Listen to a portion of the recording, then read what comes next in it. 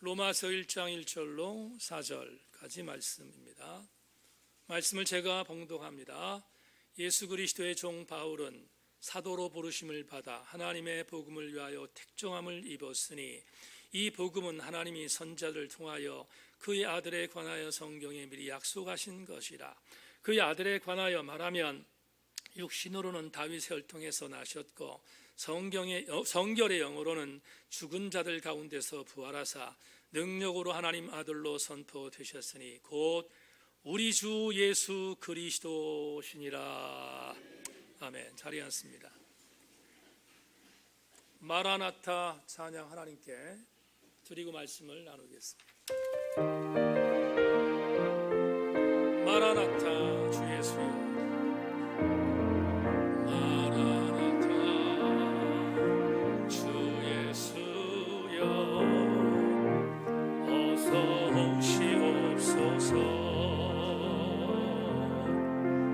땅의 모든 끝 모든 족속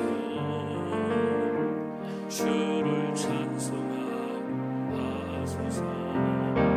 아멘 아멘. 마라나타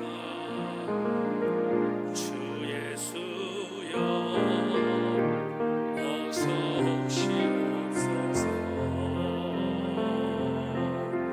모든 열방이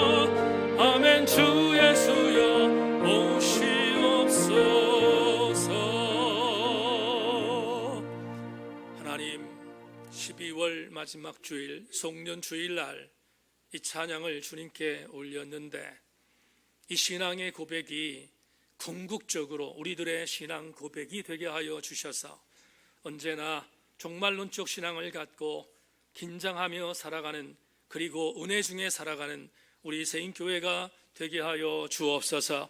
말씀을 선포할 때 말씀 앞에 부들부들 겸손하게 떨게 하시고 그것이 은혜인 것을 믿고 하나님 앞에 감사하는 마음으로 아멘하는 귀한 이 시간이 되게 하여 주시옵소서. 성령의 도우심을 기대하며 예수 그리스도의 이름으로 기도하옵나이다.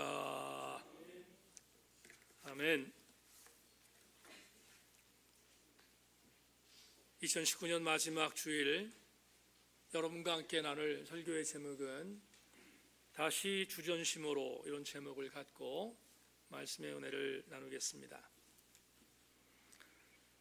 한 해를 주의 은혜로 달려온 우리 세인교회 지체들의 수고와 분투를 주님의 이름으로 격려합니다. 매년 한 해를 마감할 때마다 뭔지 손에 잡힐 수 있는 것이 아니기 때문에 구체적으로 말씀드릴 수는 없지만 그래도 조금 더 잘할 걸 이라고 하는 아쉬움이 밀려오는 것은 아마 인간이 갖고 있는 불완전함과 무기력함에 대한 또 하나의 증거가 아닌가 싶습니다. 그럼에도 불구하고 오늘 저는 우리 교우들에게 이렇게 한 번쯤은 격려하고 싶고 격려하라고 말씀드리고 싶습니다. 그래도 그 정도면 잘 살아냈습니다 라고 격려했으면 좋겠습니다. 우리는 지난 1년 동안 주존심이 있는 교회라는 표를 걸고 달려왔습니다. 저는 1월 첫째 주 주일날 주존심이라는 것은 하나님을 하나님으로 인정하는 철저한 로드십을 갖는 것이라고 교우들에게 말씀드린 적이 있습니다. 결국은 주존심이 있는 교회는 로드십이 있는 교회인 것을 지난 1년 동안 함께 나누었고 공유했습니다. 그렇게 달려온 지난 1년 은혜 속에 있었지만 오늘 52주를 맞이하는 이 시간 어떤 말씀을 갖고 성년주일의 말씀을 전함으로 금년을 마무리할까 묵상하다가 다시 주존심으로라는 제목으로 2019년 설교를 마감하기로 마음 먹었습니다. 왜냐하면 결국 이 마음은 2019년에만 갖는 마음이 아니고 주님 오실 때까지 가져야 할 성도의 자존심이기 때문입니다. 본문을 통해서 회심 이후에 이 마음을 갖고 생명을 걸면서 믿음의 경주를 감당한 바울을 다시 한번 무대의 정중앙으로 올림으로 여러분과 함께 성년주일의 은혜를 다시 한번 공유하고자 합니다. 바울은 유대인 중에 유대인이었습니다. 바울은 히브리인 중에 히브리인이었습니다. 그가 어느 정도로 히브리적인 사고를 갖고 있었는지, 그가 어느 정도로 뼛속까지 유대인이었는지를 보여주는 여러 가지의 성서의 증언이 있지만 제가 특별히 좋아하는 로마서 9장 1절로 3절을 소개함으로 바울이 얼만큼 뼛속까지 유대인이었는지를 먼저 말씀드리겠습니다. 내가 그리스도 안에서 참말을 하고 거짓말을 아니하노라. 나에게 큰 근심이 있는 것과 마음에 그치지 않는 고통이 있는 것을 내 양심이 성령 안에서 나와 더불어 증언하노니 나 형제 곧 골육의 친척을 위하여 내 자신이 저주를 받아 그리스도에게서 끊어질지라도 원하는 바로라. 이 구절을 상기할 때마다 소름이 끼칩니다. 왜냐하면 바울이 마지막 절에서 내가 그리스도에게서 끊어질지라도 원한다는 이 구절을 도무지 이해할 수 없기 때문입니다. 바울에게 있어서 예수는 어떤 분이었습니까? 회심 이후 바울에게 있어서 예수는 어떤 존재였습니까? 우리는 바울 서신을 통하여 바울에게 있어서 예수는 전부였음을 알고 있습니다.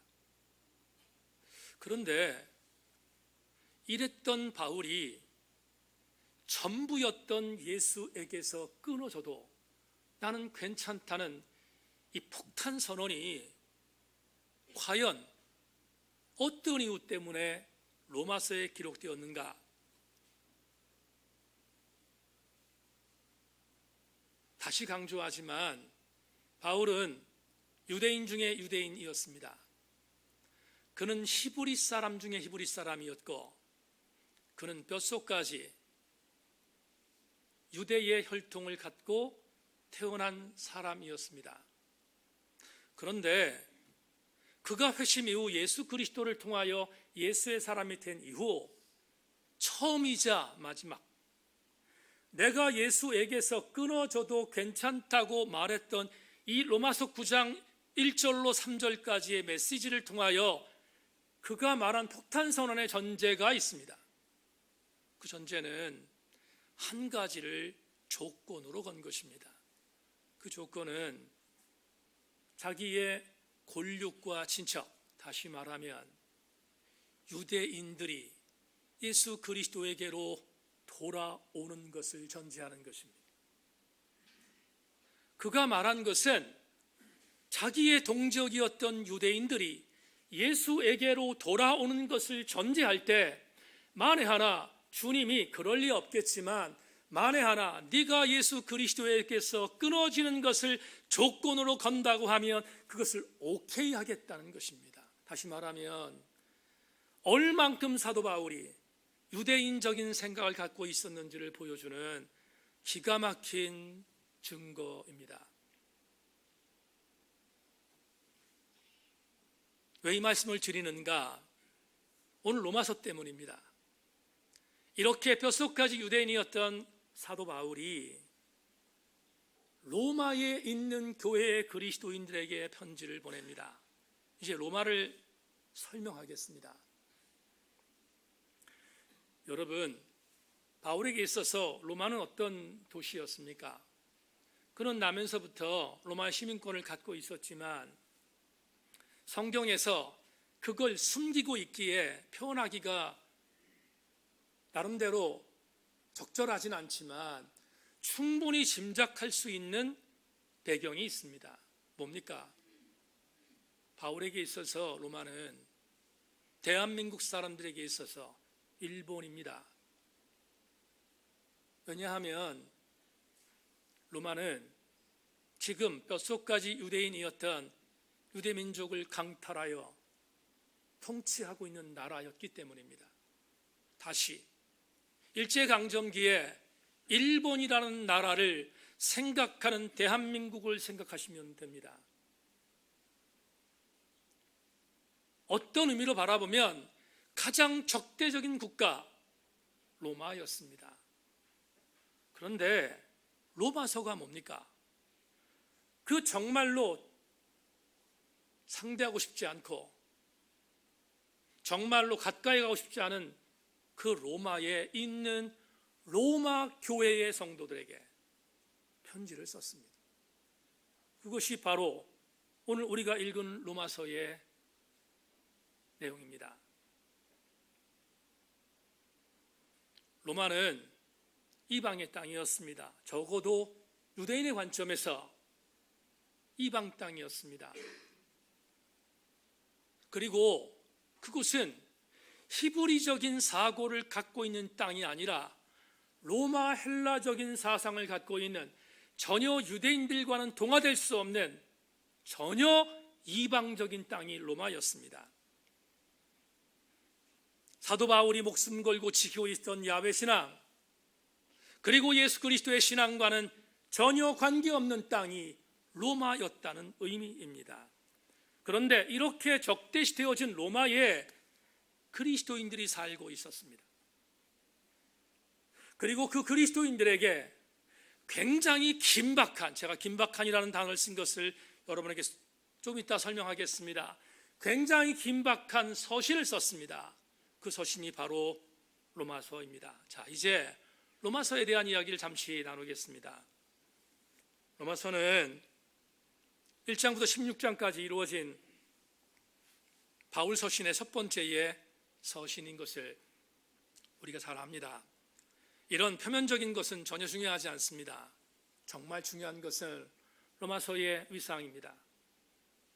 저는 이렇게 해석합니다. 로마서가 없었다면 오늘날 교회는 존재할 수 없을 수도 있었습니다. 왜냐하면 로마서는 교회를 교회되게 만드는 가장 강력한 교리서신이었기 때문입니다. 그래서 수많은 사람들이 존 웨슬레, 존 칼빈, 그리고 수많은 하나님의 신앙의 성각자들이 로마서를 갖고 공부했고, 로마서를 통하여 변화되었고, 로마서를 통하여 오늘날 한국교회를 비롯한 수많은 교회에 강력한 교리적인 근간을 만든 것을 누구도 부인할 수 없습니다. 당시 로마는 주 1세기에 주전 1세기와 주 1세기에 팔레스타인 지역을 비롯한 엄청난 지역을 통치하던 패권 국가였습니다. 절대로 무너질 것 같지 않은 그러한 나라가 바로 로마였습니다. 로마는 정말로 별 볼 일이 없는 사람들, 제가 별 볼 일이 없는 사람이라고 말한 이유를 로마인 이야기라고는 유명한 글을 쓴 시오미 나나미의 글에서 하나 인용해요. 여러분에게 설명하겠습니다. 지성에서는 그리스인보다 못하고, 체력에서는 겔트족이나 게르만족보다 못하고, 기술력에서는 에투리아인보다 못하고, 경제력에서는 카르타고인보다 뒤떨어졌던 로마인들이 이들 민족보다 뛰어났던 점은 무엇보다 그들이 가지고 있던 개방적 성향이었다. 로마인의 진정한 자기 정체성을 찾는다면 그것은 바로 이 개방성이 아닐까 싶다. 시오미 나나미의 대단히 중요한 갈파입니다. 여러분, 로마인은 별 볼 일이 없는 민족적 특성을 갖고 있었습니다. 그런데도 팔레스타인을 포함한 엄청난 제국을 이룰 수 있는 통치 기반을 닦을 수 있었던 것은 로마는 그만큼 개방적인 나라였다는 의미입니다. 이것이 왜 중요한가? 로마의 황제들은 자기들의 나라인 로마의 국권을 흔들지 않으면 문화를 받아들였습니다. 종교도 받아들였습니다. 물론 전부의 로마 형제가 그런 것은 아니지만 팔레스타인의 조그만 소읍 국가였던 이스라엘이 믿고 있는 야훼 신앙도 그래서 로마에 들어갈 수 있었던 것입니다. 야훼 신앙, 로마의 황제 입장에서 볼 때는 굉장히 조심해야 할 종교였지만 개방성 때문에 야훼 신앙도 받아들인 것입니다. 그런데 여러분에게 오늘 이 본문 1장에 있는 이 본문을 이해하기 위하여 몇 가지 중요한 시대적 상황을 소개하지 않을 수 없습니다. 사도 바울은 이미 로마에 들어가 있는 로마의 그리스도인들에게 편지를 썼다고 했습니다. 그 편지가 로마서라고 했습니다. 그렇다면 로마 교회는 어떻게 탄생했을까? 그 이유가 어떤 근거를 갖고 있을까? 이렇게 제 얘기가 아니고 학자들의 이야기를 여러분에게 전합니다. 로마는 지금은 이탈리아 수도의 이름이지만 로마는 나라의 이름이었습니다. 지중해 패권을 완전히 거머쥔 엄청난 제국의 이름이 로마였습니다. 그런데 조금 전에 말씀드린 것처럼 개방성이 있는 민족이라고 했습니다. 자기들이 점령한 여러 약소 국가의 사람들까지 로마에 들어오는 것을 황제들이 용인했습니다. 그러다 보니까 로마에는 헬라 중심적인 사람, 갈라디아 중심적인 사람, 그리고 로마 중심적인 사람, 심지어 지금 말씀드리는 유다 중심적인 사람들도 여기에 혼합으로 살고 있었습니다. 여러분 아시는 것처럼 예루살렘 교회가 엄청나게 부흥했습니다. 베드로가 한 번 복음을 전하면 3,000명이 돌아설 정도로 수많은 사람들이 회심하여 예루살렘 교회는 엄청난 메가 처치로 발전했습니다. 그런데 문제는 그 교회는 선교하지 않습니다. 하나님께서 이 교회를 흩어야겠다고 생각하여 대박해가 예루살렘 교회에 임했습니다. 그러자 스데반이 죽는 엄청난 박해, 야고보가 죽는 엄청난 박해가 임하자 수많은 예루살렘에서 신앙생활을 감당하고 있었던 유대적 그리스도인들, 또 유대에 이미 정착했던 헬라적인 그리스도인까지 퍼지기 시작했습니다. 예루살렘에서 신앙생활할 수 없었던 그리스도인들은 전 세계로 퍼졌습니다. 여러분, 전 세계라고 말하는 것은 지금 생각하는 지구 전체를 생각하면 안 됩니다. 전 세계로 퍼졌다는 것은 팔레스타인 중심으로 하여 지중해 패권을 갖고 있었던 로마 전역이 통치하는 나라로 퍼진 것입니다. 우리는 그렇게 퍼진 사람들을 뭐라고 말합니까? 디아스포라라고 말하고 있습니다. 디아스포라 크리스천들이 로마로 들어간 것입니다. 여러분, 디아스포라 크리스천들이 누구입니까? 대표적인 사람 하나를 소개하겠습니다. 사도행전에 등장하는 고넬료, 그는 이탈리아 대 백부장이었습니다. 파견 나와서 가이사라 지역 쪽에서 그는 자기의 임무를 감당하다가 베드로에게 복음을 듣고 회심했습니다. 그가 성경에 자세히 기록되어 있지 않지만 그가 자기의 임무를 마치고 본국으로 돌아갔습니다. 그리스도인으로 완전히 변화된 상태에서 로마로 돌아갔습니다. 바로 그런 자들이 어떤 자입니까? 헬라적인 아니면 로마적인 성격을 갖고 있는 크리스천들인 것입니다. 어떤 크리스천? 디아스포라 크리스천입니다. 어떤 신학자는 그래서 이렇게 말합니다. 로마교회 태동기에 로마교회를 세운 사람은 고넬리오일 수 있는 가능성이 있다. 누구? 고넬료일 수 있는 가능성이 있다고 말합니다. 저는 100% 동의하지 않지만 여하튼 그런 존재들이 로마에 들어가서 로마의 교회를 세웠습니다. 그런 사람들을 통하여 세워진 교회가 이방적 교회 중에 메가처치였던 로마 교회였던 것입니다. 그런데 문제가 생겼습니다.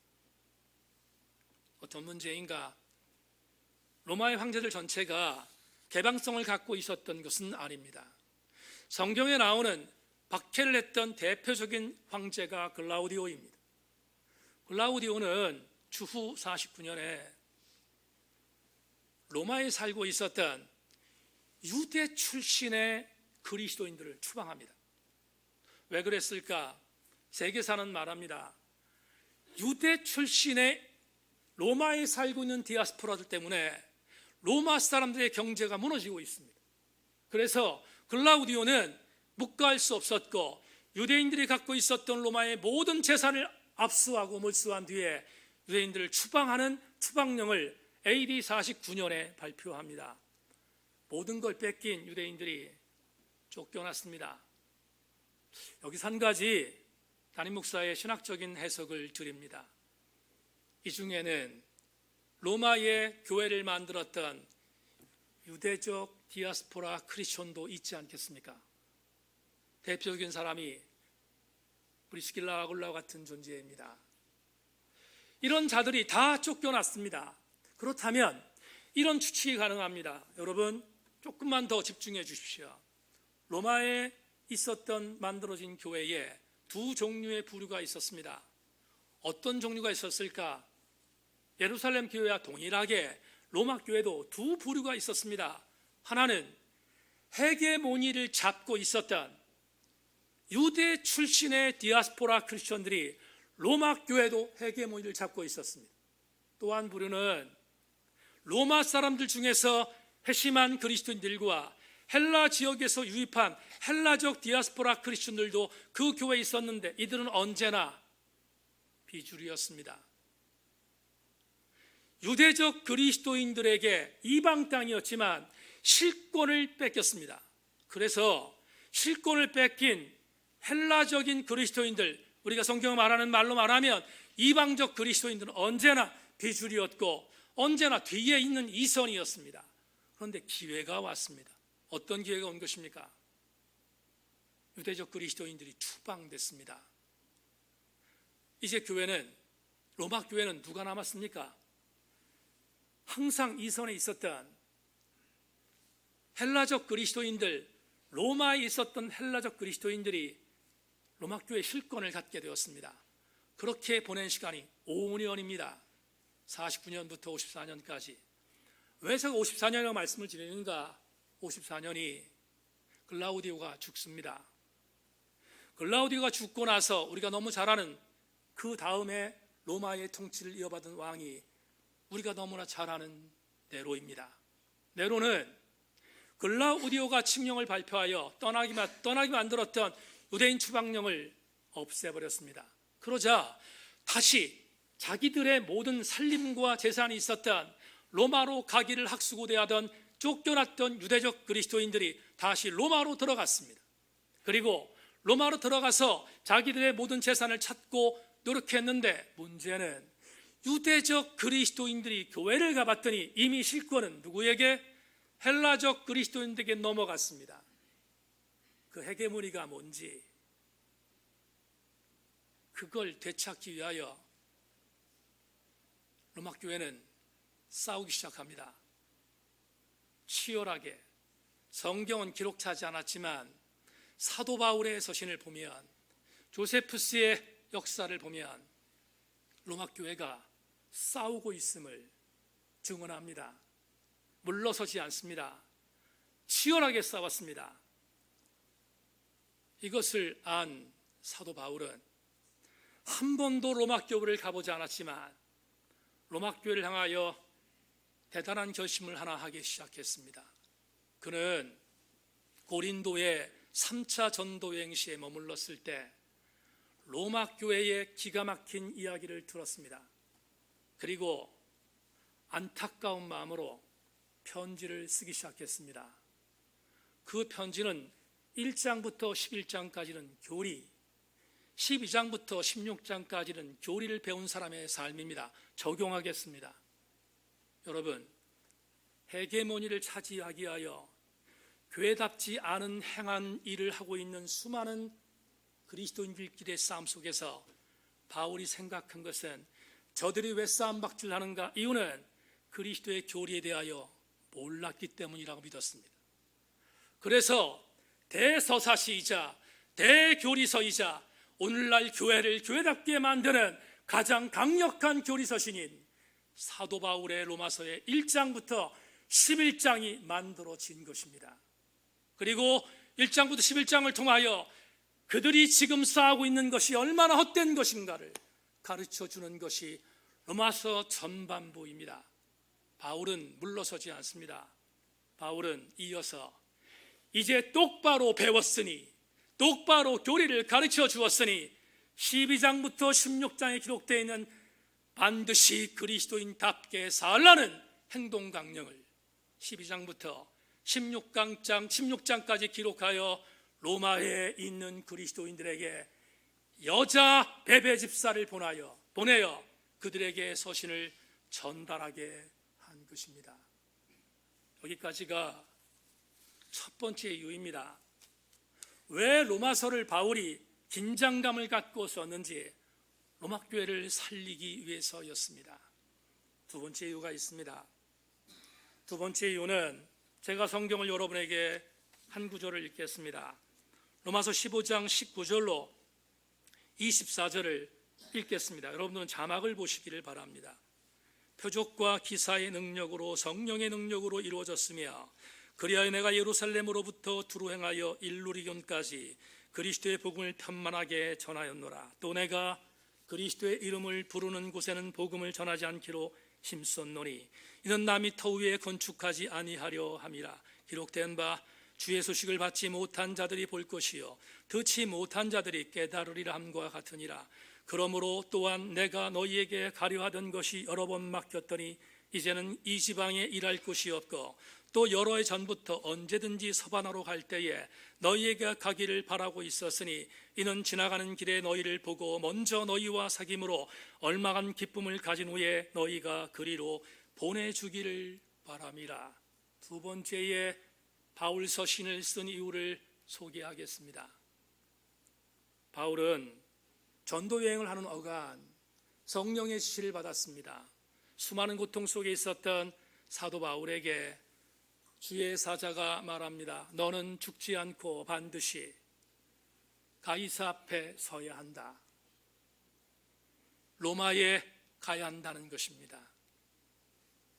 바울은 주의 성령의 음성을 듣고 그는 사명이 생겼습니다. 그는 가이사 앞에 서서 복음을 증거하는 것이 그의 미션이었습니다. 그래서 그는 3차 전도여행을 마치고 예루살렘에 올라가 그가 나면서부터 로마 시민권이었기에 죄인의 모습이 되면 시저 앞에 설 수 있을 것을 믿고 일부러 고난 속에 있는 예루살렘을 올라갔고 예루살렘에서 죄수의 신분이 되어 그곳에서 약 3년간 머무르다 드디어 꿈에 그리던 로마로 들어가지 않습니까? 그 기록을 사도행전이 우리에게 보고하고 있습니다. 다시 사도 바울이 로마에 가야 하는 것은 주의 성령이었기 때문에 로마에 가고 싶었습니다. 그러나 바울은 그게 끝이 아니었습니다. 조금 전에 읽어드렸던 로마서의 15장에 있는 말씀을 보니까 그의 궁극적인 미션이 있었습니다. 그는 로마에서 시즈 앞에 복음을 증거한 이후 그가 마지막으로 가고 싶었던 장소가 있었습니다. 그 장소는 서바나, 스페인이었습니다. 바울은 스페인이 자기의 땅끝이라고 여겼습니다. 그래서 스페인을 가야 했습니다. 그곳이 자기의 마지막 사역지라고 믿었습니다. 그런데 아시는 것처럼 바울은 자비랑 선교사입니다. 그런 나이도 먹었습니다. 홀로 사역을 감당하기가 이제는 버겁습니다. 그렇다면 어떻게 서바나를 가야 하는가? 중간 기지가 필요했습니다. 그 중간 기지가 바로 로마였습니다. 그런데 로마의 그리스도인들이 교회를 세워서 자기를 지원하는 아름다운 사역을 기대했는데 로마가 쌈박질하고 있습니다. 로마 교회 성도들이 지금 헤게모니 싸움을 하고 있습니다. 그걸 일단은 막아야 합니다. 왜냐하면 그가 서바나로 가기 위하여 로마 교회의 지원은 절대적으로 필요했습니다. 그래서 로마 교회를 진정시키고 로마 교회를 다시 교회다운 교회로 만드는 것이 바울의 첫 번째 목적이라면, 두 번째, 로마 교회가 교회다운 교회가 된 이후 서바나로 자기를 파송하여 파송된 사도 바울의 선교적 지원센터가 로마 교회가 되기를 원했기에 로마 교회에 이 귀한 편지를 보내게 된 것입니다. 여기까지가 오늘 본문의 배경 해설입니다. 자, 이제 마지막으로 이 엄청난 서신을 쓰면서 바울이 로마에 한 번도 가본 적이 없었던 상태에서 이 편지를 쓰면서 그가 자기를 소개하는 소개서 1장 1절부터 4절까지를 빠른 속도로 해석하겠습니다. 1장 1절을 보겠습니다. 1장 1절 같이 한번 읽겠습니다. 시작. 예수 그리스도의 종 바울은 사도로 부르심을 받아 하나님의 복음을 위하여 택정함을 입었으니, 이제 저를 주목해 주십시오. 1절 가지고 엄청난 설교를 할 수 있습니다. 줄이겠습니다. 여러분, 바울은 로마에 한 번도 가본 적이 없다고 했습니다. 그러면 당연히 로마 교회 성도들이 누군지를 모를 것입니다. 자기를 베베 집사에게 이 편지를 써서 보내면서 자기가 누구인지를 소개합니다. 그러면 자기소개서를 쓴다면 자기소개서는 여러분 상식적으로 어때야 합니까?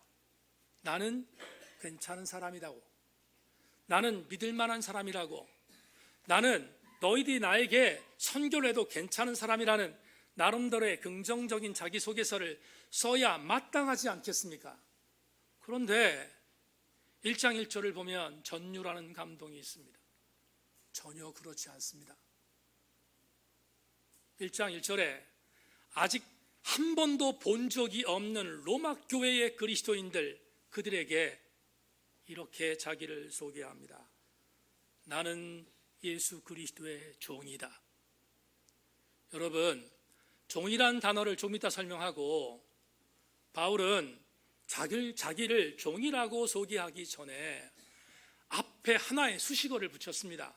뭐라고 붙였습니까? 예수 그리스도의 종이다.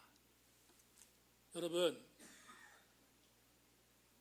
대한민국에 2019년 12월 29일 날 밖에 나가서 예수가 그리스도입니다라고 선포하고 전도하면 예수 안 믿는 사람들은 비아냥대고 미친놈 한 명 또 나왔네 말할 수 있지만 죽이지는 않습니다. 그렇습니까? 내가 어딜 가서, 대한민국의 어느 전역을 가서 예수가 그리스도입니다라고 증거하면 두 부류가 있습니다. 아멘 하는 부류가 있는가 하면 미친놈 하는 부류가 있을 것입니다. 그러나 분명한 사실은 죽이지 않습니다. 그런데 이 편지를 쓴 주후 57년경 로마에서 예수가 그리스도라고 말하면 죽습니다. 왜 그렇습니까? 그리스도라는 이 헬라어는 메시아라는 히브리어의 번역입니다. 메시아는 기름 부음을 받은 자라는 의미를 갖고 있습니다. 기름 부음이라는 것은 세 직분을 인정한다는 것입니다. 제사장, 선지자, 왕입니다. 로마의 황제를 비롯한 로마의 정권은 제사장과 선지자에 대해서 관심 없습니다. 그들이 관심 갖고 있는 그리스도라는 단어의 마지막 직위, 왕은 묵과할 수 없습니다. 왜 그렇습니까? 만에 하나 예수가 그리스도 왕이라면 로마의 황제를 반역하는 것이 되기 때문입니다. 이것은 용서할 수 없는 대역죄입니다. 그래서 누구도 로마의 황제의 왕으로 인정하면 죽을 수 있습니다.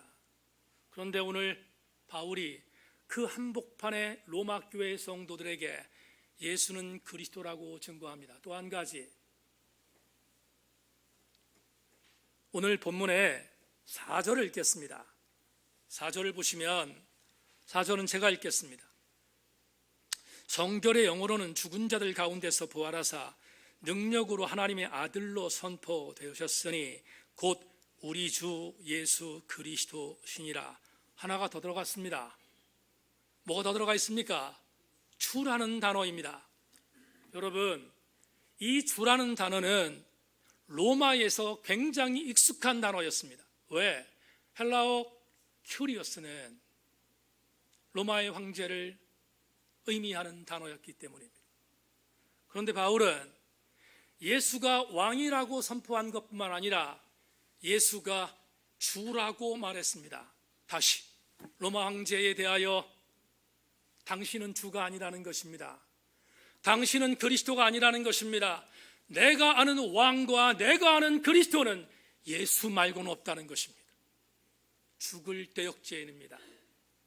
그런데 오늘 이 선포를 바울은 거침없이 행하고 있습니다. 여기서 우리는 첫 번째 송년주일 설교 제목을 다시 주존심으로라고 정한 이유를 발견할 수 있습니다. 2019년 송년주일에 나온 사랑하는 세인교회 지체 여러분, 지난 1년 동안 주존심을 갖고 달려오려고 수고하셨습니다. 그런데 다시 한번 권면합니다. 다시 주존심으로 살아가기 위해서는 변하지 말아야 할 기초가 하나 있습니다. 그 기초는 어떤 상이 됐든 간에 예수가 주님이시고 예수가 그리스도인 것에 목을 걸기를 주의 이름으로 소망합니다. 우리는 오늘 우리가 살고 있는 시대에 진짜 주님이시며 진짜 그리스도이신 주님을 우리의 주군으로 섬기는 것보다 도리어 그렇지 않은 것을 주로 그리스도로 섬기는 일들이 얼마나 많은지 모릅니다. 마태복음 16장 16절 설교를 통해 여러 번 여러분에게 곱씹었던 내용이지만 다시 보겠습니다. 시몬 베드로가 대답하여 이르되 주는 그리스도시요 살아계신 하나님의 아들이십니다. 다 같이 아멘. 교우 여러분, 이 고백을 어디서 했습니까? 가이사라 빌립보에서 했습니다. 가이사라 빌립보라는 이 도시는 이스라엘의 가장 북방에 있는 헐몬산 밑에 있는 조그마한 소읍이었습니다. 그런데 헤롯 대왕의 아들이었던 헤롯 빌립이 이 소읍을 엄청난 도시로 만들어 가이사에게 바쳤습니다. 로마의 황제에게 바쳤습니다. 나는 당신에게 충성하는 분봉하는 것을 선포하기 위해서였습니다. 그런데 세계사는 이렇게 말합니다. 로마의 황제에게 바치는 한 도시를 만들려면 세 가지의 조건이 있어야 했습니다. 이 세 가지의 조건이 구비되지 않으면 절대로 앞에 도시 이름에 가이사라는 단어를 쓸 수 없습니다. 그 세 가지 조건이 무엇인가? 첫째, 대도시여야 합니다. 수많은 사람들이 모여야 합니다. 왜냐하면 로마 황제가 대단한 존재인 것을 상징하기 때문입니다. 둘째, 그 도시를 만들 때 반드시 그 도시 한복판에 황제의 신전이 있어야 합니다. 위용이 있는 신전을 만들지 않으면 가이사를 쓸 수 없습니다. 마지막 세 번째, 해발이 높아야 합니다. 해발이 높은 이유는 로마의 황제가 다른 사람과 견줄 수 없는 높은 존재인 것을 상징합니다. 헤롯 빌립은 가이사라고 하는 이름을 붙이기 위하여 빌립보라는 이 소읍을 엄청난 도시로 만들었습니다. 황제의 신전을 세웠고 그리고 수많은 사람들을 이주시켰습니다. 그리고 또 하나, 태생적으로 이 도시는 해발 2400m입니다. 그렇다면 세 가지의 조건을 구비한 이 땅에 가이사라 빌립보를 세운 것은 다분히 정치적이지 않겠습니까? 이곳에서 누구도 상상할 수 없는 일이 일어났습니다. 거지 행색을 하고 있었던 예수께서 제자들을 이끌고 이 도시에 들어갔습니다. 누가 보더라도 어마어마한 도시였던 가이사라 빌립보에서 예수는 거지와 같은 존재였습니다. 그런데 거지 같은 존재였던 예수께서 제자들에게 묻습니다. 사람들이 나를 누구라고 하느냐? 제자들이 말합니다. 예레미야라고 합니다. 엘리야라고 합니다. 선지자 중에 한 명이라고 합니다. 직전에 있었던 세례 요한이 다시 환생했다고 말합니다. 그래서 예수께서 묻습니다. 그러냐? 너희는 나를 누구라고 생각하느냐? 그때 베드로가 말한 것이 주는 그리스도시요 살아계신 하나님의 아들이라는 고백이었습니다. 성도 여러분, 베드로의 이 고백 역시 바울이 로마 교회에 편지하는 편지글처럼 해서는 안 되는 고백입니다. 왜냐하면 여기도 로마의 황제가 다스리는 땅이었기 때문입니다. 예수는 그리스도일 수 없고 예수는 주일 수 없는데 로마의 황제가 그리스도이고 로마의 황제가 주인데 베드로는 이렇게 선포합니다. 오직 예수만이 주이시며 오직 예수만이 그리스도이며 오직 예수만이 하나님의 아들이라고 선포한 것입니다. 성도들이여, 주님은 감동받으셨습니다.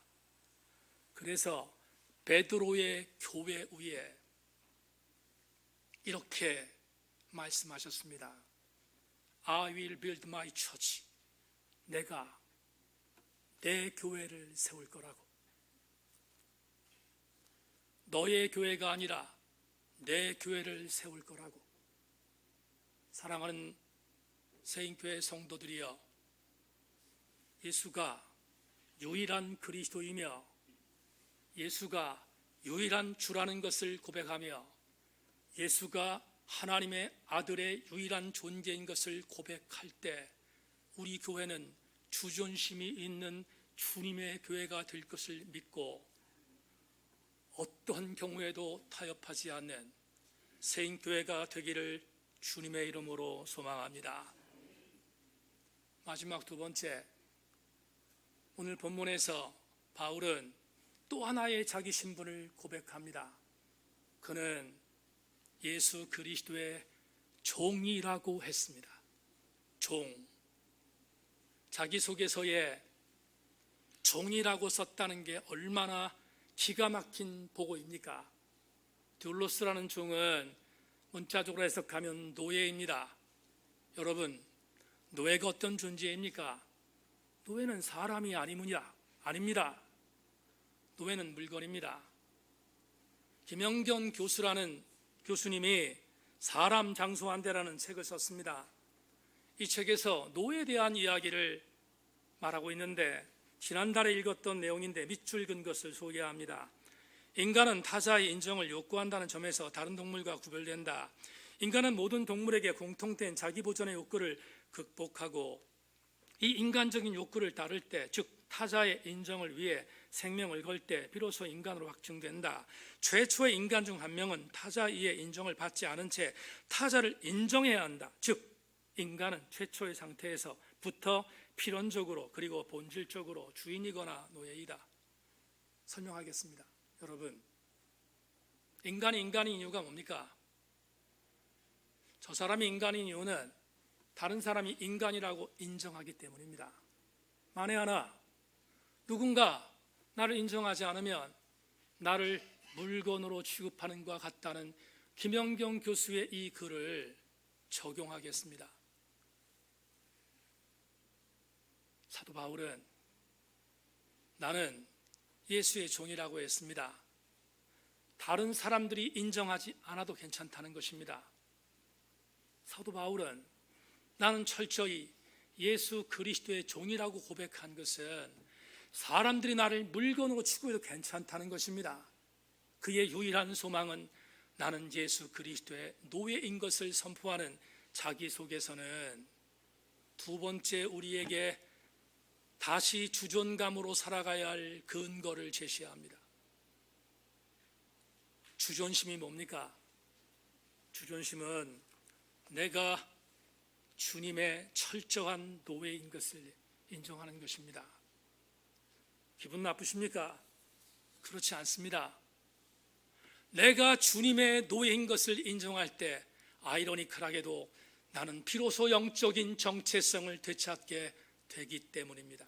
그러므로 저는 여러분들 모두에게 권고합니다.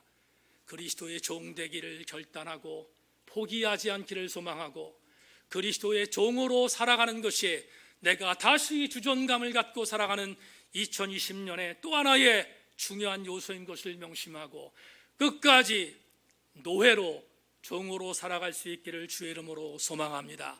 왜냐하면 주님이 먼저 종으로 오셨기 때문입니다.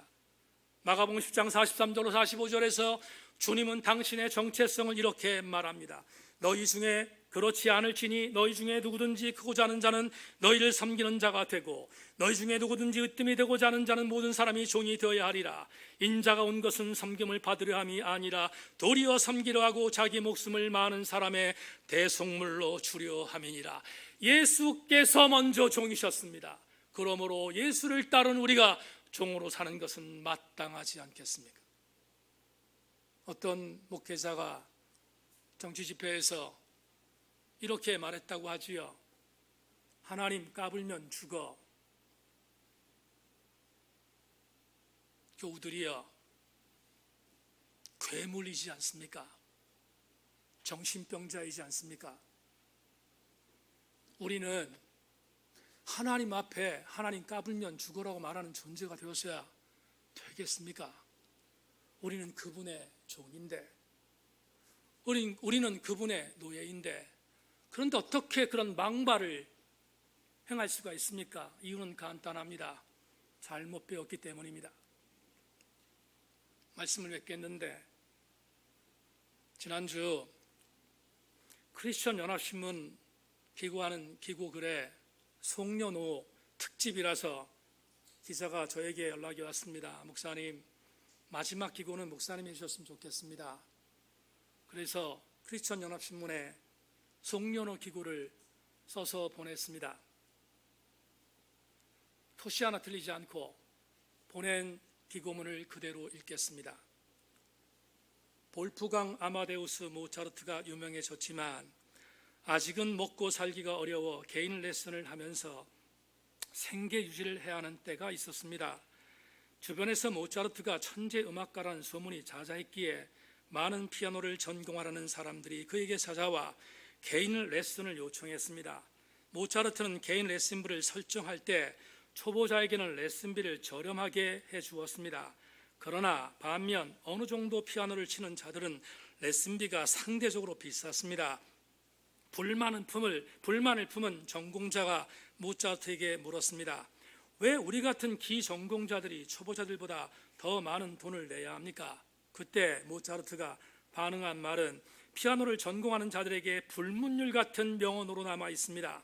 초보자들보다 잘못 배운 자들을 바로잡는 것이 훨씬 더 어렵기 때문입니다. 신앙생활도 예외는 아닙니다.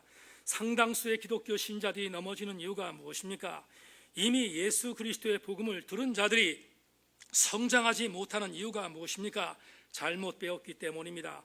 혹시 우리 중에 하나님 말씀이 아닌 들었던 풍월로 적당히 나를 포장시키고 있는 사람은 없습니까?